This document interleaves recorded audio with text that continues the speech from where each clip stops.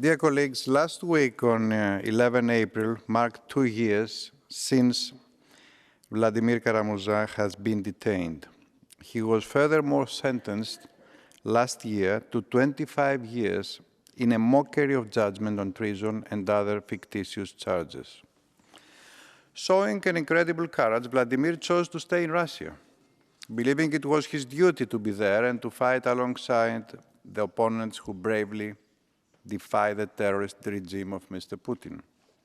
For this, the Russian leadership decided to silence him.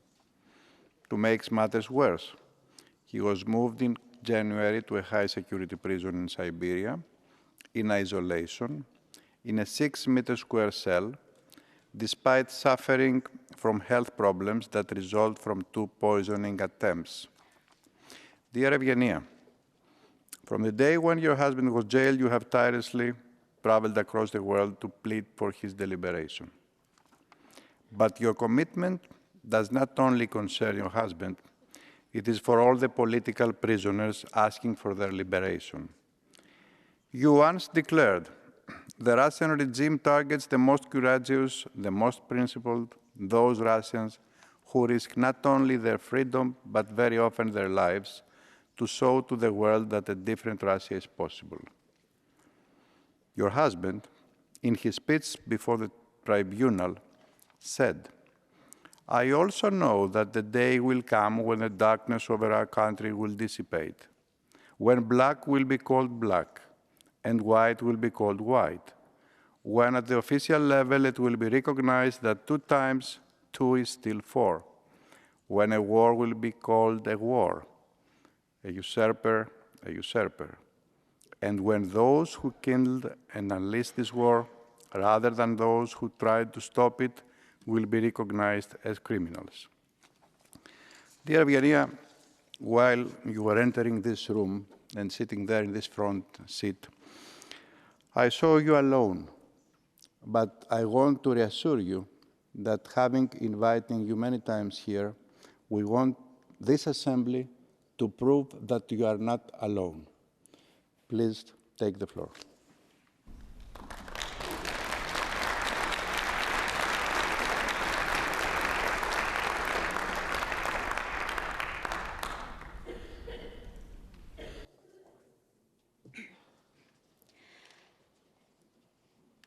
Mr. President, Secretary General of the Parliamentary Assembly, Your Excellencies, members of the Assembly, ladies and gentlemen, dear friends. I'm deeply grateful for this opportunity to address all of you today. For the last 2 years since my husband's imprisonment, my main goal has been to be the strongest voice possible for the people I am proud to call my compatriots. I believe that their voices deserve to be heard. Their struggle deserves to be recognized, and their stories deserve to be known, because these are stories of courage, resilience, and refusal to give up against all odds. By the most conservative estimates of Memorial, Russia's most respected human rights organization and co-laureate of the Nobel Peace Prize, the number of political prisoners in the country approaches 700 people. While the total number of Russians who face criminal or administrative punishment since 2018 for exercising free speech, according to a recent media investigation, comes to an astonishing 116,000 people. There have been more political trials under Vladimir Putin's 4th presidential term alone than under Soviet leaders Nikita Khrushchev and Leonid Brezhnev combined.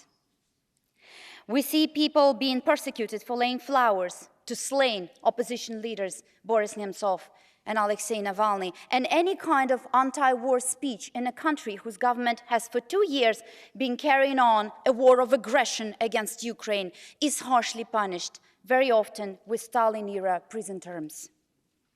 According to OVD Info, among around 20,000 unlawfully detained during the first year of the full-scale invasion alone, there were at least 565 minors, and criminal proceedings were opened against many of them before they reached the age of 18.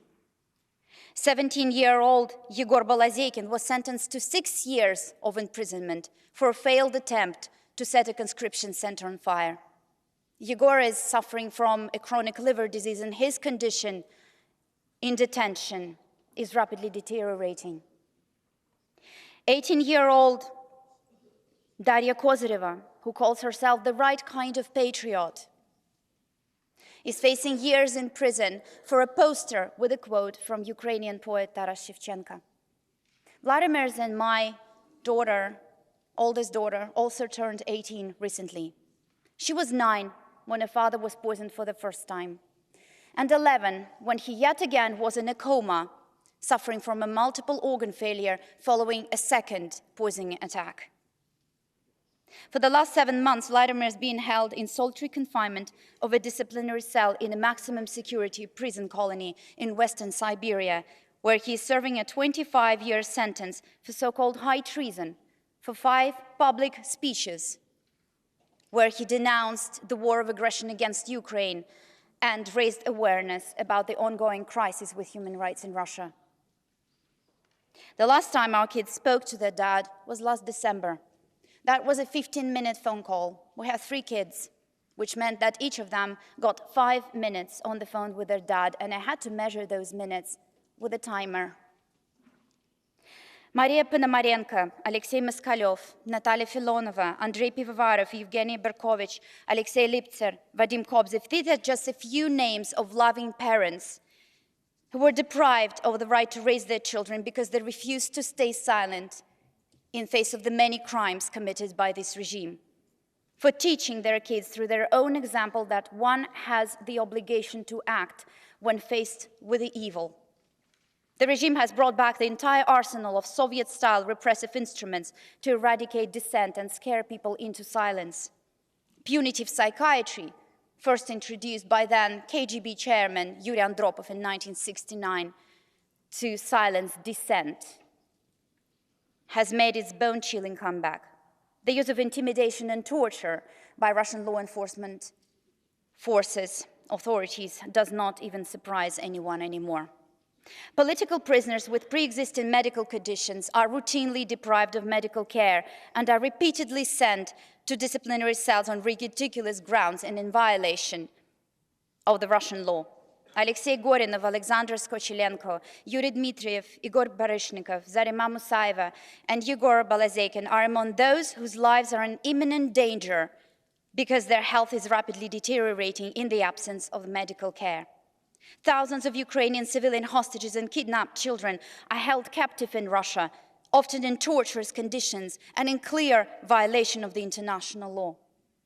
With independent media banned and blocked, civil society institutions destroyed or under extreme pressure, international observers and rapporteurs consistently denied entry to the country, we really have only a vague idea of the scale of repression in Russia. Just like in the Soviet times, all those who publicly reject the official narrative are being portrayed by the Russian authorities as criminals, extremists, spies, traitors, or insane people.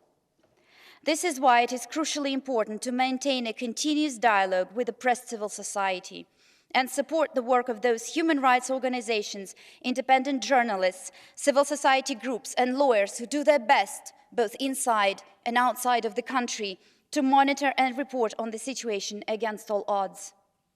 In this context, the importance of the work carried out by PACE rapporteurs, Sunever's daughter, Emanuele Zingeres, and Eric Niels Cross cannot be overestimated, and I'm very grateful for their reports on the systematic character of repression against anti-war protesters in Russia, on the use of targeted sanctions against human rights violators, and on the murder of Alexei Navalny, and the very much needed response, strong response to that by the international community. I'm often asked if there is an alternative to Vladimir Putin. Well, you're watching Vladimir Putin using the powerful Soviet-style repressive state machine to try and destroy that alternative right before your eyes. The regime targets the most courageous, the most principled, those Russians who risk not only their freedom, but very often their lives to show you that Russia can be different. Chairman of the board of Memorial Alia Karlov, historian with Memorial Yuri Dmitriev, politicians Ilya Yashin, Ksenia Fadeeva and Lilia Chanisheva, President of the Bar Association of the Udmurtia region, Dmitry Talantov, poet Artem Kamardin, playwright Svetlana Petrichuk, journalists Antonina Favorskaya and Olga Komleva. Hundreds and hundreds of brave people ended up behind bars because their human integrity did not allow them to stay silent in the face of the atrocities committed by the regime. They are the alternative. As are my incredibly committed and intrepid colleagues from the Free Russia Foundation, Memorial, OVD Info, ethnic minority movements, Association Russie Liberté, the feminist anti-war resistance, the Go by the Forest Project, the Anti-War Committee, the Anti-Corruption Foundation, and many other civil society groups and organizations working tirelessly to bring closer the day when the regime in the Kremlin collapses. They are the alternative. Those who are opposing Vladimir Putin's murderous regime today represent that Russia that Boris Nemtsov and Alexei Navalny fought and died for. You saw tens of thousands of these people standing for hours in lines across the country, not just in big metropolises, but also faraway provincial centers like Novorossiysk or Gorno-Altaysk, to sign the petitions required for the nomination of Boris Nadezhdin, the only candidate who was preparing to run on an anti-war platform.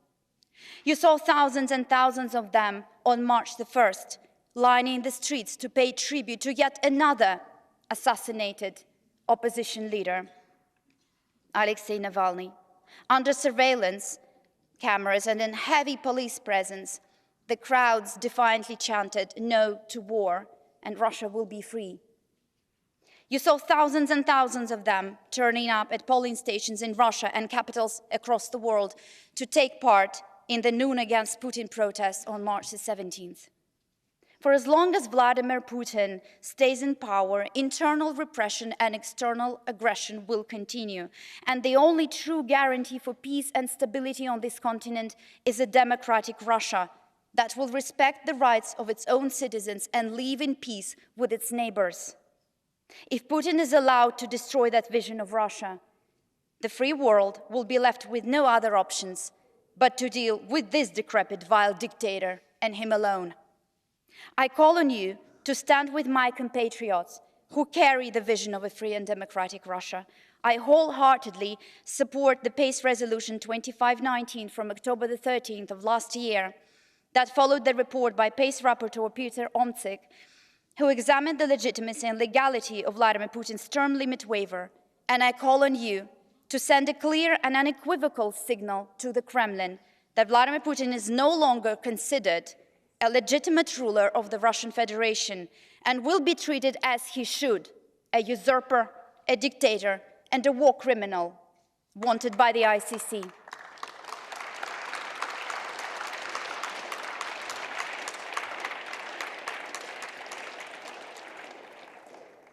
And I would like to finish with my husband's words, and I quote, "It is my hope that when people in the free world today think and speak about Russia, they will remember not only the war criminals who are sitting in the Kremlin, but also those who are standing up to them, because we are Russians too."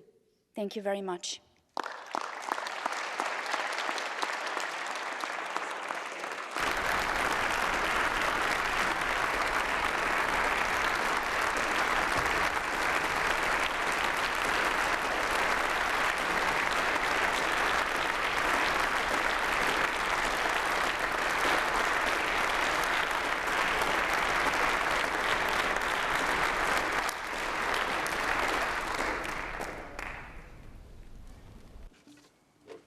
Thank you very much, dear Evgenia, for your most interesting and emotional address. We will keep the words of your husband. He said, even today, even in the darkness surrounding us, even sitting in this cage, I love my country and believe in our people. I want you to believe in us and to believe to this applaud and to what this assembly has already decided and is discussing continuously about Vladimir Putin's regime and the help that we can provide. We will be standing by you.